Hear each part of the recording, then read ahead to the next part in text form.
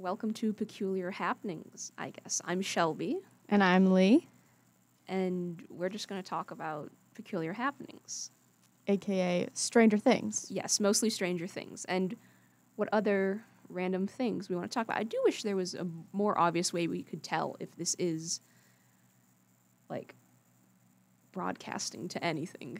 Because, I mean, it's definitely picking up the audio. Yeah. There's nothing on here. If you can't tell, we're very new to this. Yes. So if there's anyone actually listening, or anyone listening to this recording, my most sincere of apologies. Sincere apologies. Most sincere apologies. You have two very awkward weirdos that are talking about one of their favorite passions, but we're goofy guys. I mean, it's not the talking about it that's the hard part.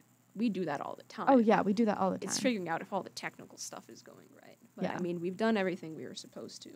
And I'm a grandpa when it comes to this stuff, so. Yeah.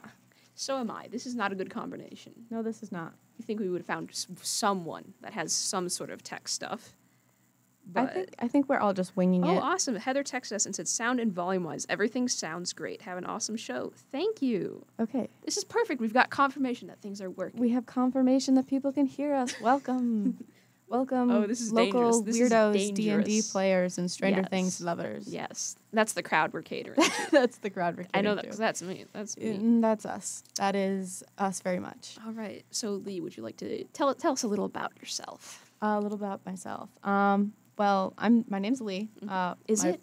Oh, my God. Whoa. I never knew that. Oh, my God. Nice to meet you. Oh, my God. It's so nice first time meeting you. Wow. We're shaking our hands. Yes, we are shaking hands right now. Yes. Okay, so... Well, yeah, my name's Lee. Mm-hmm. I'm going to state that for the 5th time on this 5-minute show so far.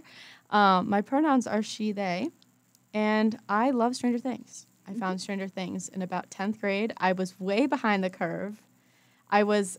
Stranger Things 3 was out already, and we were waiting for the 4th season, which took another 3 years to come out after that. But you got to binge watch, so that was really nice. You didn't have to wait. No, I didn't have to wait. I got to sit down and watch it all. But I don't really know what else to say. Oh, I guess some special interests about myself. I have a pickle sweatshirt. I love pickles. Yes. That's beautiful.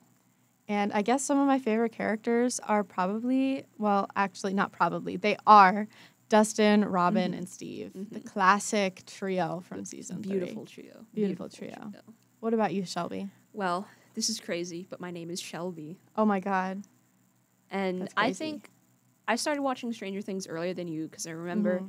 It had just come out, and I was like, oh, everybody likes this show, so I don't want to watch it. And my parents were like, Shelby, you should watch this. You'd really like it. And I was like, fine. So I eventually sat down and watched the first episode, and I was like, okay, that was really good, and I need to watch the rest of this immediately. This is my new favorite thing in the entire world. Oh, yeah, exactly. That's exactly what it was like. Let's see, what else can I say about myself? I'm a history major. Yes. And I really like looking at 1980s or Cold War depictions of stuff in media.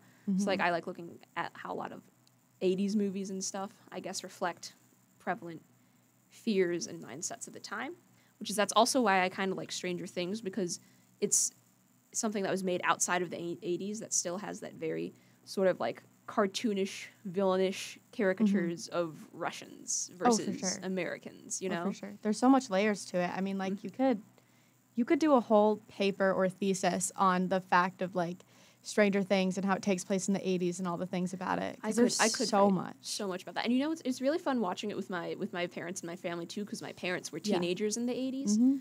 So my dad will look at stuff, and he'll be like, yeah, that's pretty accurate. I knew kids that wore that in my school. And he'll be like, no, they didn't have that type of Walkman out yet. That's too early. They didn't have that yet. That's fun. Which is so fun. I've got my own primary sources. You've got a primary source to go back to. I do. My mom is just starting the show for the first time, and she actually just got to about where we are when we were rewatching. Season 2. She's season 2 when they find Hopper in the Upside Down, when like Will helps them find him. And so I'm really excited to see her reaction for season 3 specifically. Also, spoiler alert. If you haven't watched Stranger Things, do not listen to this podcast. Unless you don't care about spoilers. Unless you don't care about spoilers. But we're going to have so many spoilers in this podcast. There's going to be a lot of spoilers. We're just going to talk about Stranger Things. Everything. Every season, every character arc. Oh, yeah. History. Whatever we come up with. Exactly. Which, oh yeah, speaking of characters, I forgot to say my favorite characters. I also really like Robin, Steve, and I also really like Max. Max is fantastic. Max is fantastic. I do love how Stranger Things has such a wide array of like female characters. I also forgot Nancy. How could I forget Nancy? Whose solution to everything is let's shoot it. Let's shoot it. Let's use fire and explosions. Can we talk about her character arc? Because the thing is, no one talks about her character arc enough. Because she starts off as almost the damsel in distress. I would say that's absolutely what her character is supposed to be in the beginning. The teenage girl that wants to be popular and fit in, but very quickly gets over her head. Over her head. Oh yeah, and like she's kind of infatuated with like Steve because he's like the hot guy. He's the popular hot guy, and so Steve the Hair Harrington. Steve the Hair Harrington. Who wouldn't fall for him? I mean, I've fallen for him like 30 times, as many times as I've watched the show. Just falling right down the stairs. Falling down the stairs hard for this man. So many times, breaking all your bones. Even when he's like this babysitter mom character, I'm still falling head over heels for that man. I think honestly, we'll have to talk about that. We're gonna have to have a whole episode. Oh yeah, for Steve, sure. I think because I could talk about his character arc. Oh, but we're talking about Nancy, right? We're talking about Nancy. I do love it's. She is pretty much the classic final girl trope in like horror or slasher films. But what I really like is instead of her being like this terribly frightened, like I guess. What's the word I'm looking for? Instead of being like this frightened, like sort of helpless, like you said, like damsel in distress final girl, she's like taking things into her own hands. She's like, you know what? No, we're going to do something about this. Like her best friend dies and she's like, holy, like I'm going to go after this and I'm going to figure out what happened. And even though like the early Jonathan Nancy arc is very interesting because like he does have a little bit of the creepy factor. Yeah, it absolutely is very creepy. It very much is, but it kind of like him taking those photos, which I'm not excusing him doing that, but doing that was kind of like how that started between the two of them and when they started finding the answers. And even though they look at this picture, and personally, if I saw this picture and there was this like Demogorgon on the picture, I would turn around and run screaming back to my mother. I would be so frightened. So I would have the same reaction, but in an opposite direction, which is I'd be like, oh boy, let me find this location in the woods and go there. By myself. Shelby, by myself. Nothing. No, not by myself. Probably not by myself. I'd go with you. I do often think that sometimes if I were in a horror movie, I would probably be one of the first people to die just because I staunchly do not believe. If someone's like, there's a strange creature in the woods, I'd just be like, it's probably just a bear, guys. Come on, let's go investigate. And then I'm never seen again. Ooh, bear. That's cute. Let's go find it. Yeah. It's Take just pictures. A bear, guys. Ignore the screams. Oh, real? I feel like for me, if I were in a scenario like Stranger Things or anything horror, I would probably be the person that dies first. I'd be the Barb character. You'd be Barb. I would be Barb. I'd be out minding my own business, and I would die, and then that's what would spark this chain of events and kind of wake people. Or I'd be like the Will, but the thing is, I wouldn't survive like Will did. No, I'm just a goner. As soon as you're into the Upside Down, you're like, well, I had a good run. I had a good run. The Demogorgon got me. Amen. Like I'm gone now. Yeah, I don't know who I would be in this situation. I just know I have terrible luck with things. I probably like to think I'd be a lot more cool like, competent about it than I actually would be. I would love to be the Steve Harrington that's holding the bat with nails in it that is going and attacking the Demogorgon and fighting this off. Or the Nancy who's just like pulling out a gun left and right. Exactly. Where does she get these? Where is she getting them? Listen, it's like small town, suburban town in Indiana in the 1980s. In America. You can get them anywhere. You can like go into the local pharmacy and get one. But local pharmacy? Yeah. No, but I was going to say, because I like to think that in a situation like this, I'd be like Nancy, where it's like, yeah, I'm going to take care of this. I'm competent. I know what's going on. Where I think in reality, I'd probably end up more like Eddie, which is, say, hiding in like an old boat shed. That shaking, is so real. Traumatized. Eating cans of SpaghettiOs for days on end. Rest in power, Eddie. Rest in power. Yeah. I hope that man comes back. Well, I think it wouldn't make sense if he did. You know? Oh, I agree. I think he was a good character, and I wish we could have seen more of him. But we're probably not getting him back. No, probably not. I'm one of those... It's better that way, I think, because if a franchise... I feel like if you have a franchise where characters are always like coming back from the dead, it kind of lessens the effect it has when a character does die. It does. Because, I mean, it's very hard to do that in a balanced way, I think.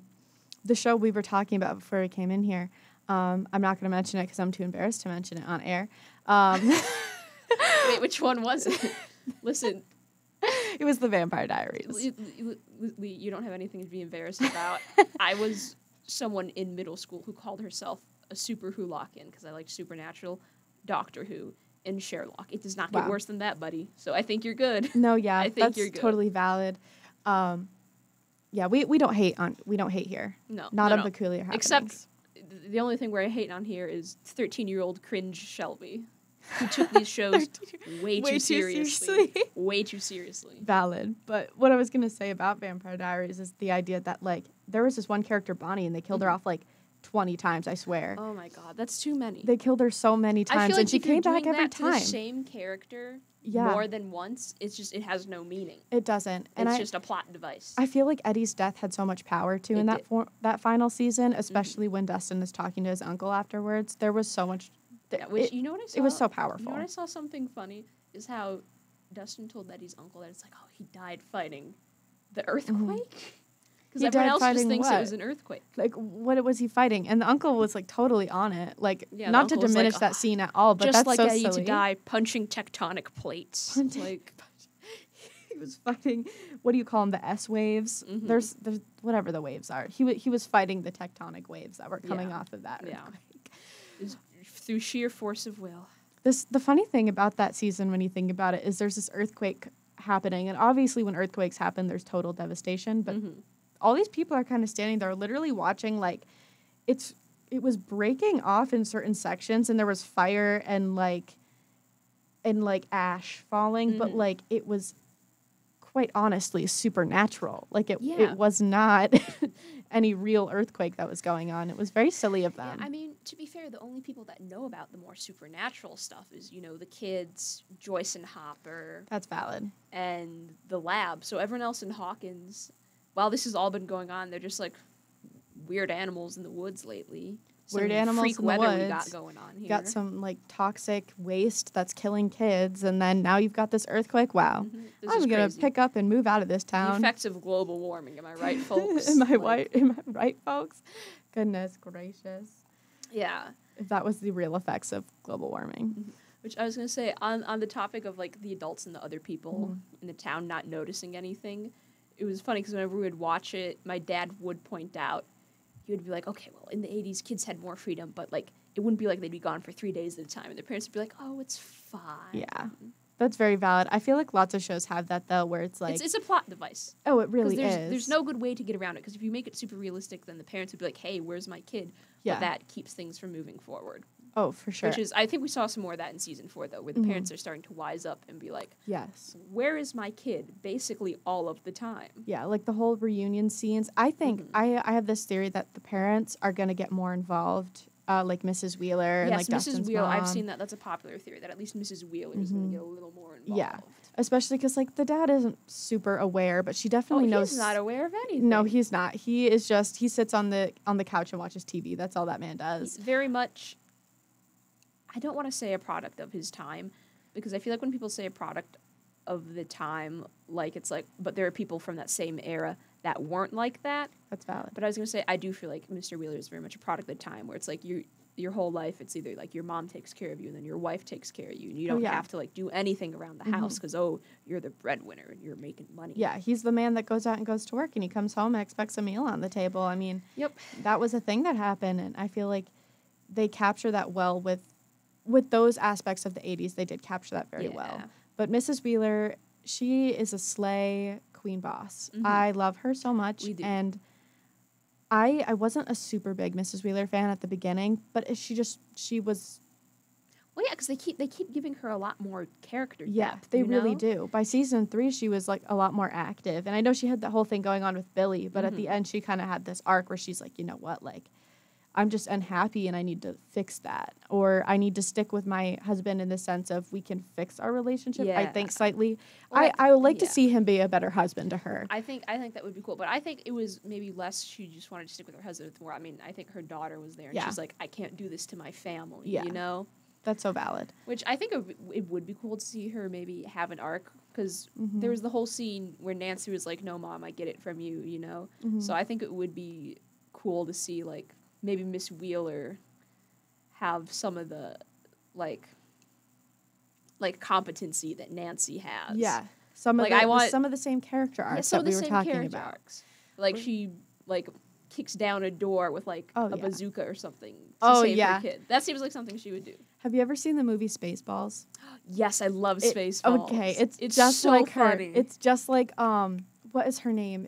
It's Princess something. I forget. The you Princess know who I'm Leia talking. spoof. Yeah. I forget her name, but I know who you're talking. The scene when she's like, I don't like guns, but then they shoot her hair, and then she's like, oh my gosh. She's like, never mind. Give it to me. Yeah, and then so she girl bossed that. I feel like that gives very Mrs. Wheeler and Nancy because they're supposed to be, those very damsel in distress, but their characters develop so much more, which is why I love Stranger Things so much because I could talk about every single character and all of their character arcs. Another thing I really appreciate about it is that I feel like in a lot of media, especially a lot of the female characters, can be more two-dimensional. Like, it's like they have one trait where it's like, oh, they're the pretty popular girl, or oh, they're mean, or they don't fit in. Yeah. All of the female characters in Stranger Things are genuinely very well-rounded. They're their own individuals and not just accessories to the male characters, which I really appreciate. Exactly. I think the only character that doesn't fit that is 11. I was just about to say. Yeah, because she's been in the lab, and then she's kind of like sticks with Mike. And she's a whole other But I feel like that's a whole part of her character, that she really doesn't know who she is. And she changes with every season and is, this sort of ever-shifting being. But I was going to say, other than that, yes, I love Robin. Max is incredible. Love Max. Sort of more of almost a tomboyish character. Oh, for sure. I can't wait to see where her character goes in season 5. I really hope she's blind. I'm not going to lie. Yeah. I really think it would be cool if she came back blind, but she could have visions and she could kind of like Will, how he can have some feel. sort of connection to the Upside Down. Exactly, because then you would have Will, you'd have 11, and you'd have Max, and they would be an amazing trio that we might not have seen, Yeah, I still think, what was I going to say? I still think it'd be really cool if maybe Will has some sort of abilities too. Because, the one thing I can't figure out is if Will has these abilities just because it was an unfortunate circumstance. And it was because of his time in the Upside Down, or if this was something that he always had.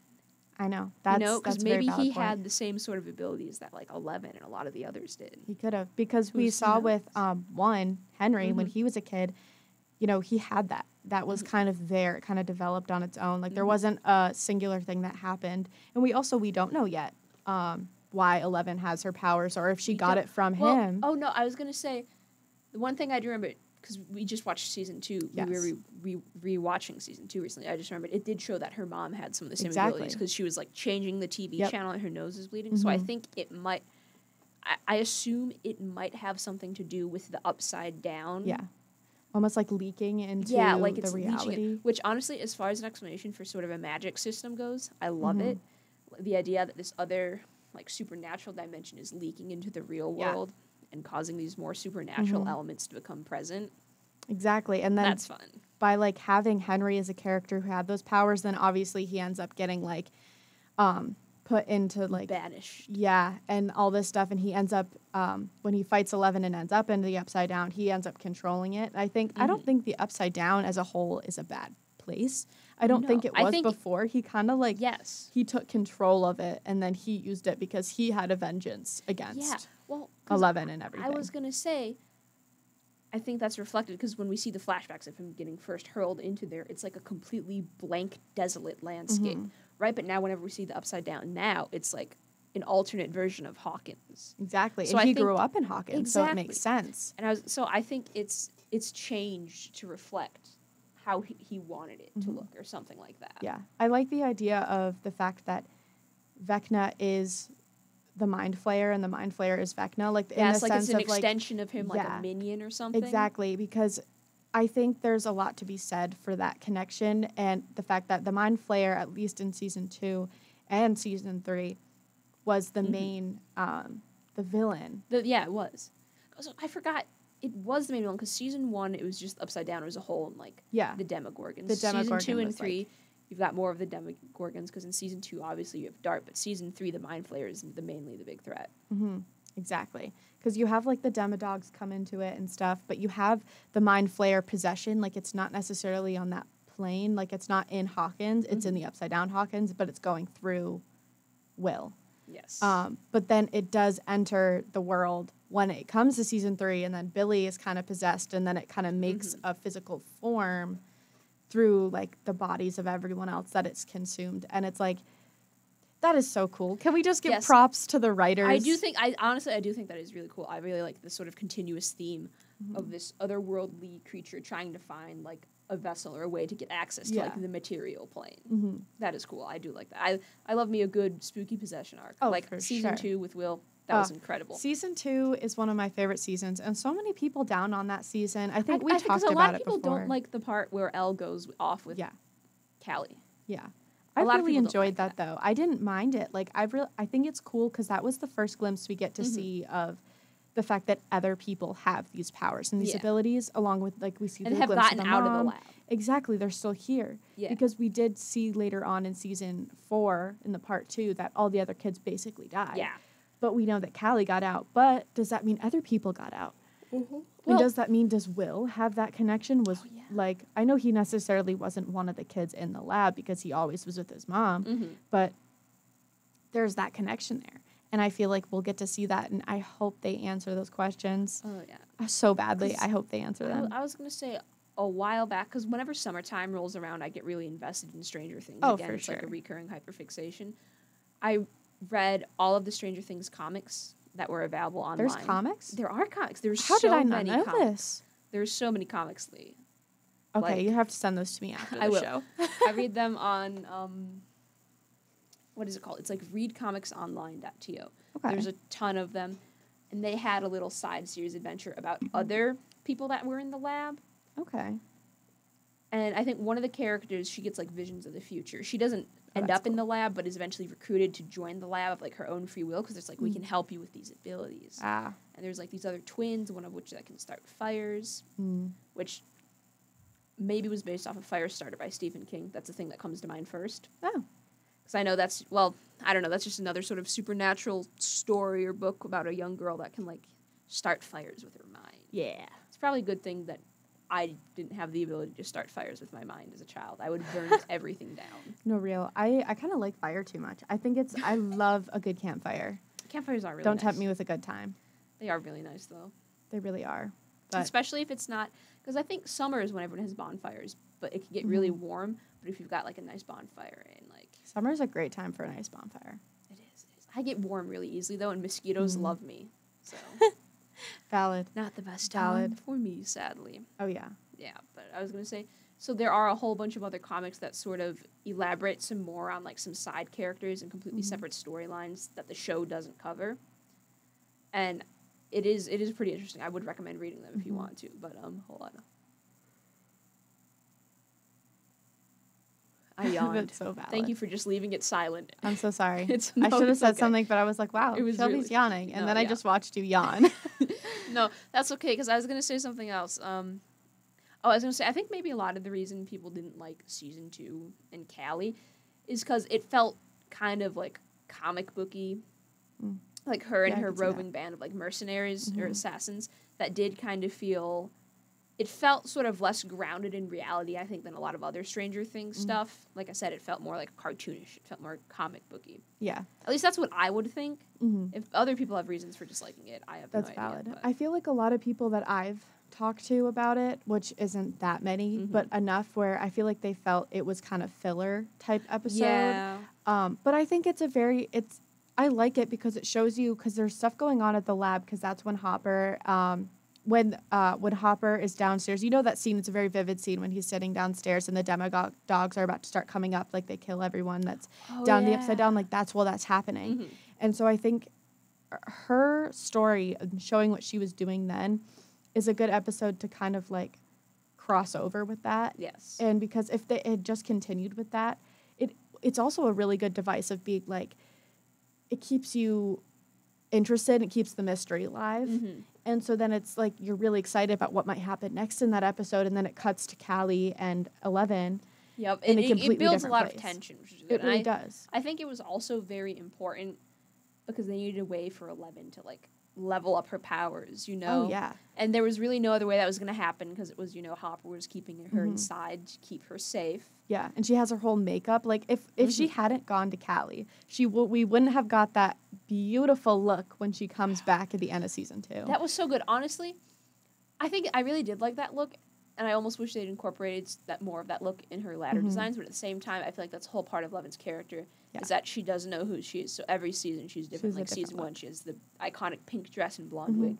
Season 2, you've got that totally punked out look. Oh, yeah. Season 3, you've got all the 80s bright colors and patterns. And then season 4, Minnie Joyce. Exactly. It's very much the bangs and the flannel, I think. That's Joyce all over. Oh, it is, for sure. And then at the end, we see her her hair gets buzzed again. And like they say, people always say that her and Hopper are kind of, like, matching again. I saw that. That was cute. It is very cute. And it just shows that she goes through all these arcs. And I feel like 11 is just a really good... She's not one of my favorite characters, but I still like her. Yeah. But she's a very good representation of the show. And as the show, I feel like each season feels like another era. Yes, each season has a very decisive vibe. And they do that because they each take place in different seasons, too. Season 1, it's like winter, Christmas time. Season 2, Halloween. Season 3, summer break. Season 4, spring break. Exactly. Which my question is, they're running out of holidays. They're running out of holiday breaks. They really are. But the thing is, like, every season's been broken up until this point, and now that we're at season 4, I'm realizing that it really just left off right there, and I'm pretty sure it's going to pick right back up from where it started. But maybe it won't. Maybe it'll kind of do a time jump. But if they do a time jump, then this Hawkins is on fire. Hawkins is dying. That was my dad's theory, was that they would have to do a time jump just because the actors would be getting older. But I saw something that was like they would...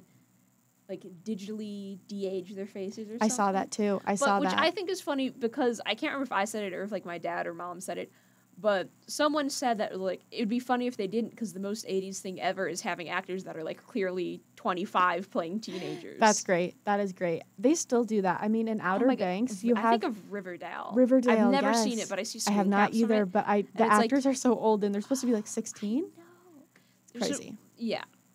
To be fair, Riverdale has a lot of other issues other than that. That is so valid. That's the tip of the iceberg. Same with Outer Banks. No offense to anyone who watches those shows. If you like that, slay. Yes. I watched the first season. I think I watched the first 2 seasons of Outer Banks, or the first season and a half. And the actors are obviously older, but I didn't realize that most of the actors there, they were in their early 20s, but they were supposed to be playing 16-year-olds. But the actor of John B., the main character, he was 27 and now he's 30, I think.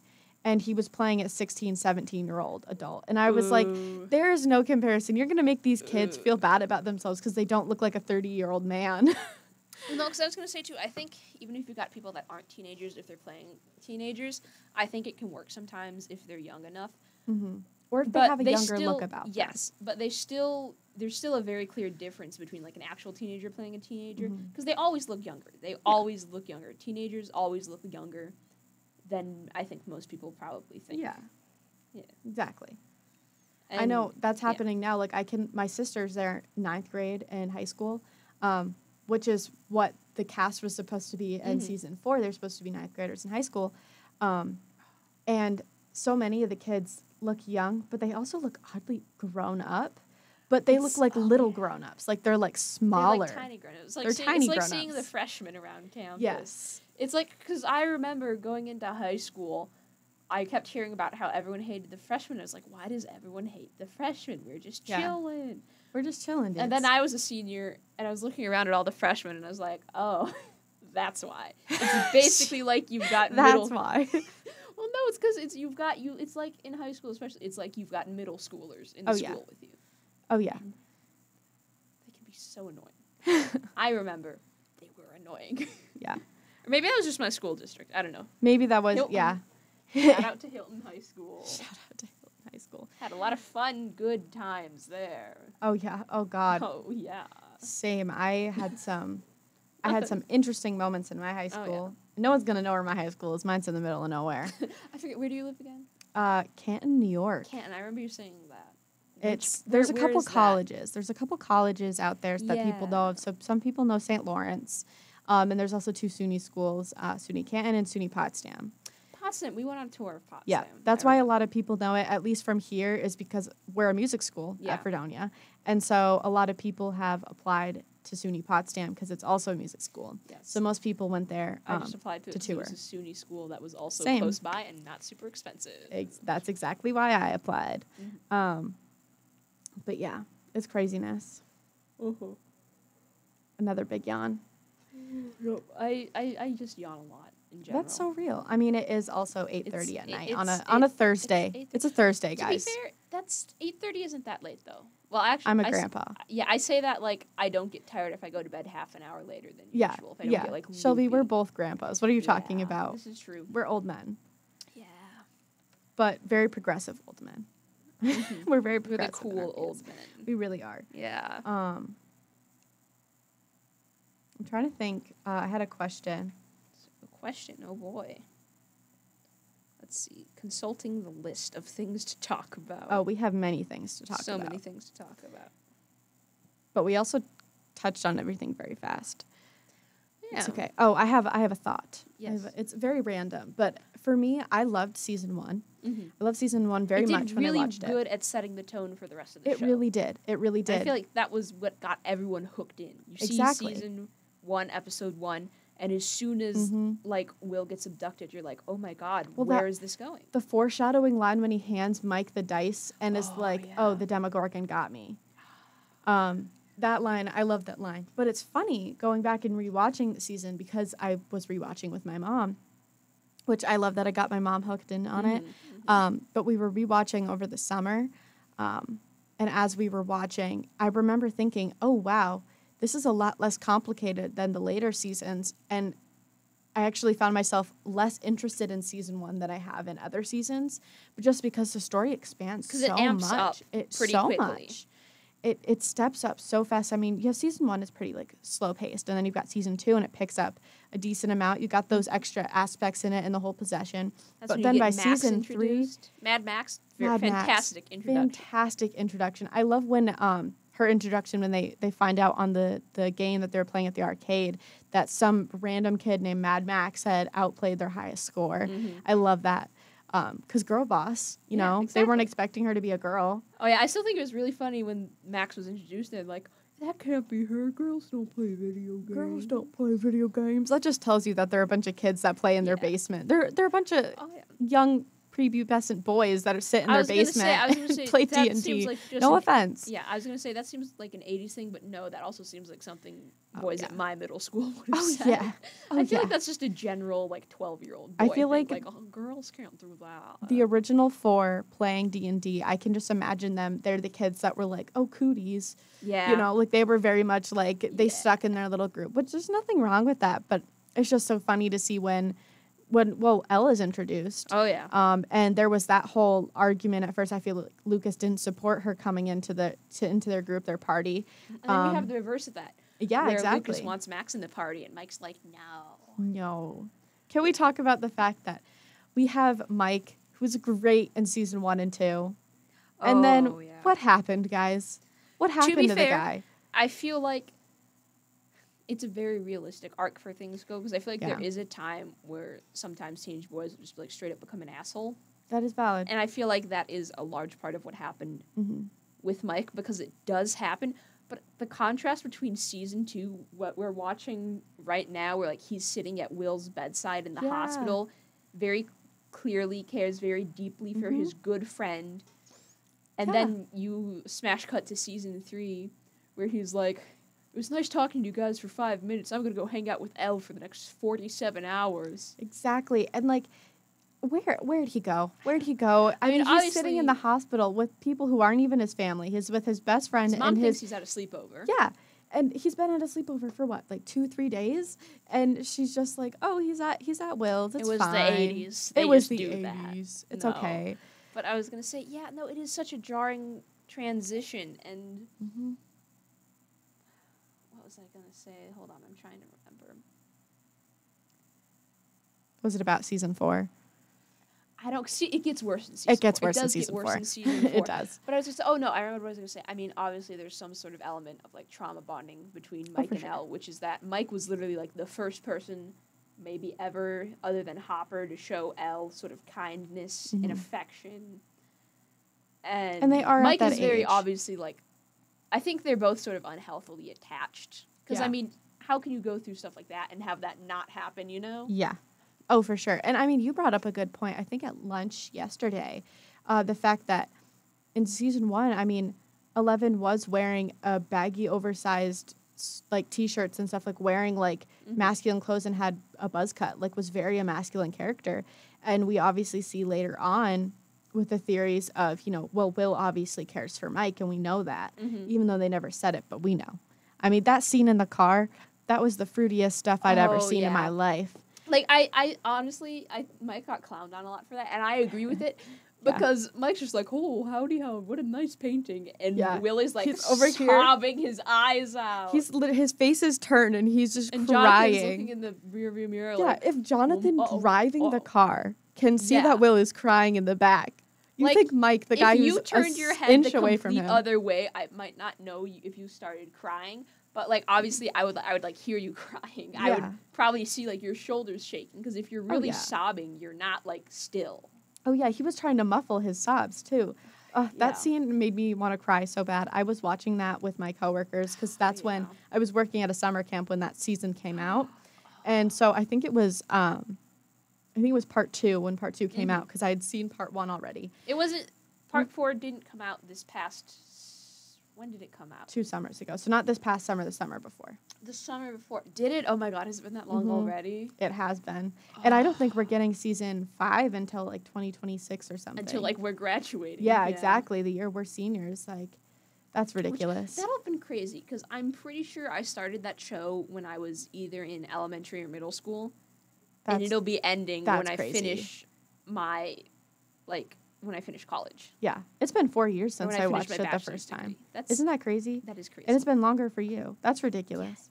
That's okay. So this was something I wanted to bring up, and I totally forgot about it until you just mentioned that, is the fact that I had a theory, but I'm not sure if it's like, it's a valid theory or anything, but it's one of those thoughts where I was wondering if the fact that they have stretched Stranger Things out for so long as a divisive thing for to build tension. Yeah, like if it gained them more following and more money because it's just pulling it out so long because there have been so many shows, I mean, that have run for, 9 seasons or so. So obviously that show's gonna run for a long time. But Stranger Things has been running since we were in middle school. I know. And because we're the same age as most of the actors, they're all in their 20s, and we're the same age, and they started when they were 12. We were in middle school, and it's still running, and there's only 4 seasons out. That's not very long. Yeah, that's not very much for as long as it's been. The episodes are long. The episodes are like 40 minutes to an hour.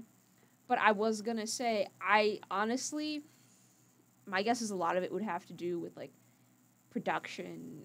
And because that is very true. They do use a lot of practical effects. Because I know, like, in fact, all practical effects, which honestly, I stand by that. I miss seeing practical effects in movies and in things in general so much. There's just such a big difference between, like, CGIing something in versus having, like, a physical puppet that's there or something. Oh, yeah. I think a lot, like, 3D animation, it's not that I dislike 3D animation or CGI. It's just that there's an oversaturation in the market.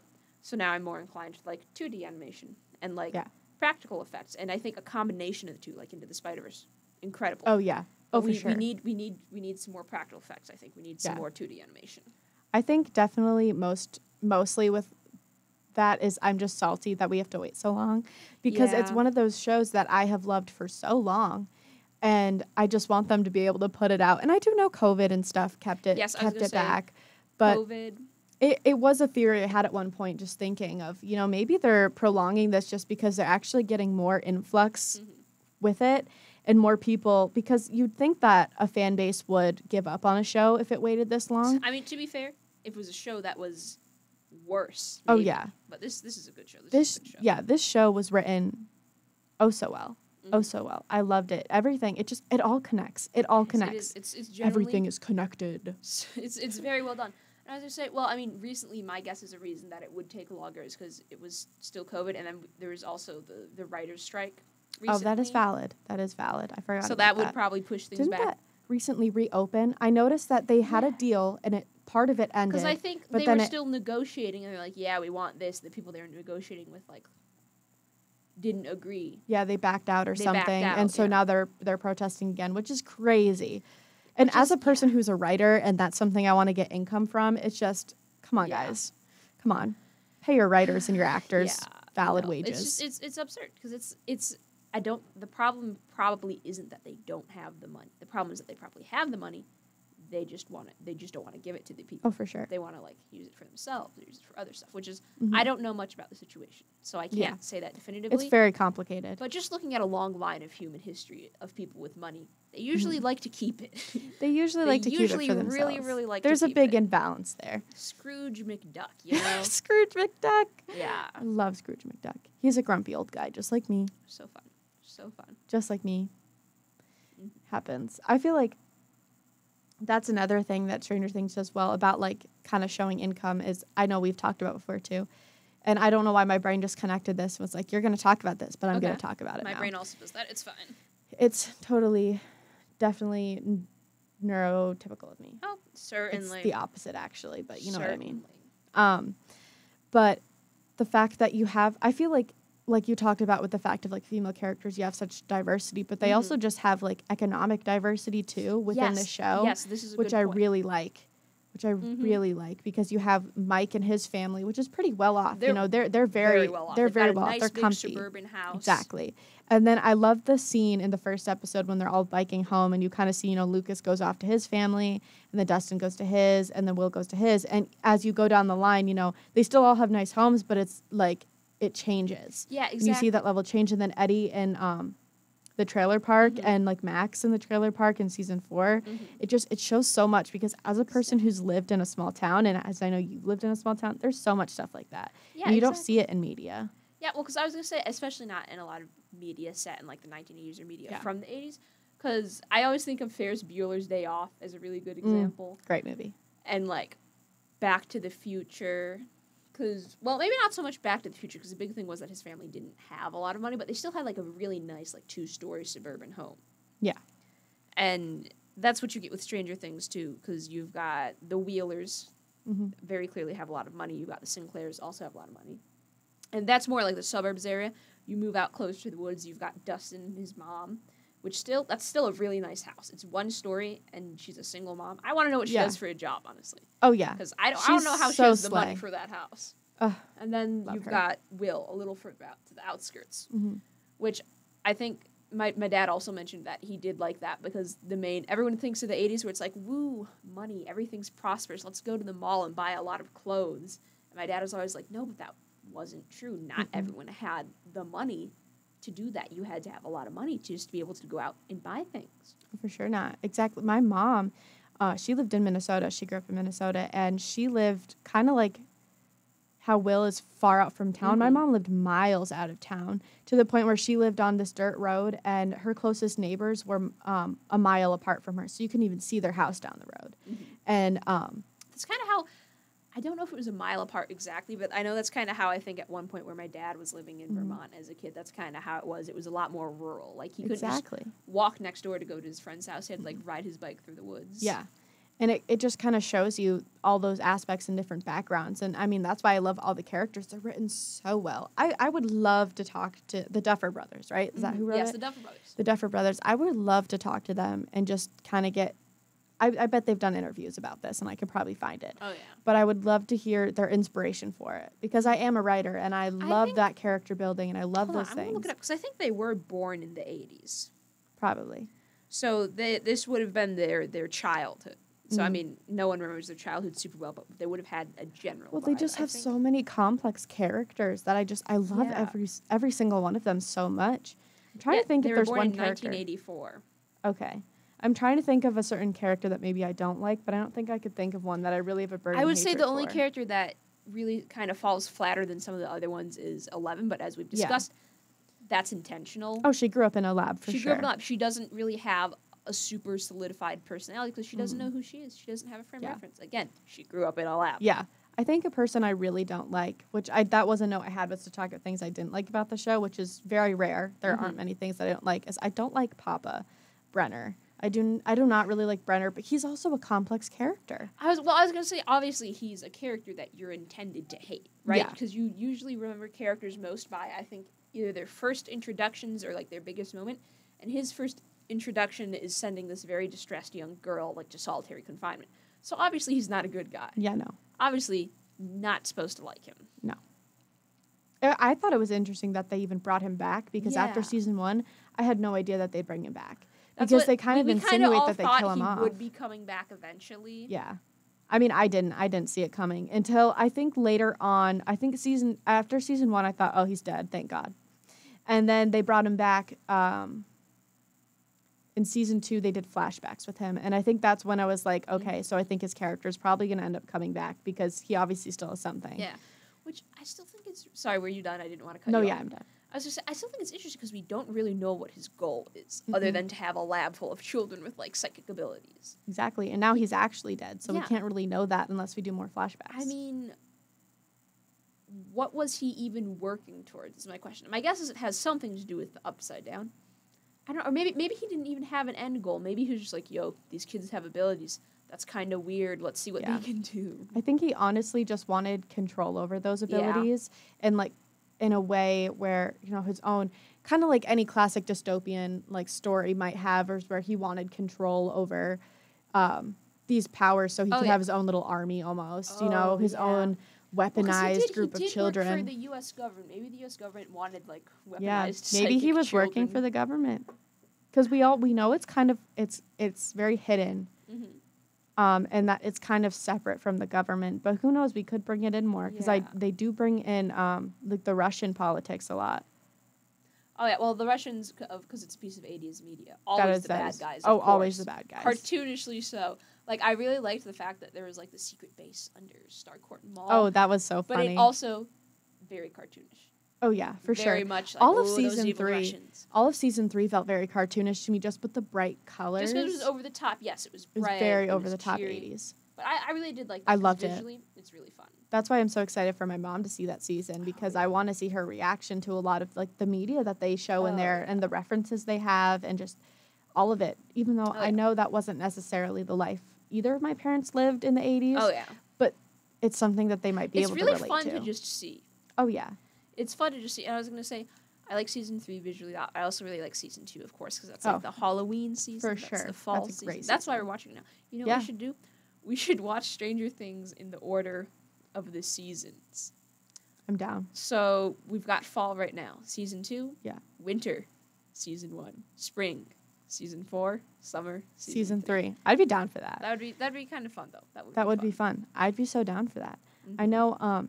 specifically, too, for season 3, I'm excited for my mom to see Robin's character. I love Robin. Because, you know, my mom is, like, newly out as a lesbian. And so I'm really excited to see her reaction to that, especially as a person who grew up in the 80s who had no idea. Oh, yeah. Well, I mean, I do love Robin's character a lot because, again, I think I've said this before. I do think it is a lot more fulfilling. It would be a lot more fulfilling for Steve to sort of realize maybe he doesn't need a romantic relationship. Yeah. Rather than try to be, like, endlessly pursuing people. And I also like, because I think I just read this trivia somewhere that Maya Hawke, Robin's actor, actually propositioned the idea that Robin is a lesbian. And it was originally written that they were going to have a romance. I like this outcome infinitely better. Oh, for sure. Yes. Than her and Steve getting together? Yes, absolutely. Oh, for sure. Because I couldn't see her and Steve. I understand why they kind of did it at first because Dustin's like, oh, she's so cool, and you're looking for a girl. You have one right there. Because she's different from the other girls he's dating. Oh, yeah. Because the other girls are sort of more popular, maybe more quote-unquote normal. I hate calling things normal. I always feel like a jerk when I'm like, oh, they're so normal. But you know what I mean. I know what you mean. I know what you mean exactly. But I'm really glad they did not end up together. I love their platonic relationship. They are platonic soulmates to a T. I know. And I know that Maya Hawke has also requested for Robin to die in season 5. I really hope because she wants her to die a very heroic death. And I don't know, that makes me very sad because I want to see where her and Steve could go with that. I know, that would make me really sad. It would also just be very upsetting for, like, the only out lesbian character to, like, that really would. bite the dust. The only really out anything character, any queer character just... Yeah, because that does fall into the very old bury your gays trope. It does. Which is that you can never have a queer character survive in any piece of media ever. Yeah. It would be interesting, though, if she did die to almost have her be an inspiration for then Will to kind of come out and be more open. or to kind of, or have some I mean, kind to be of fair, at this domino point, effect. the closet is glass for Will. Oh, it really is is. The glass. closet is glass. It was always been kind of implied, but I think season 4 really drove it home. Because, there's the scene in the car where he's sobbing his eyes out, and Mike is just like, this is some nice scenery. A lot of sound. Yeah, 11 asked you to paint this for me? That's so cool. When literally in the beginning of season 4, like, Elle specifically says that she has no idea what Will is painting, too, in the voiceover. Didn't she write that in a letter? She might have, because was she reading the letter to Mike? No, I think she was writing it and then sending it off or something. Okay, we have to watch that opening clip again to see. I think we should, because maybe then that would mean Mike hasn't been reading her letters. Either that or he just didn't notice.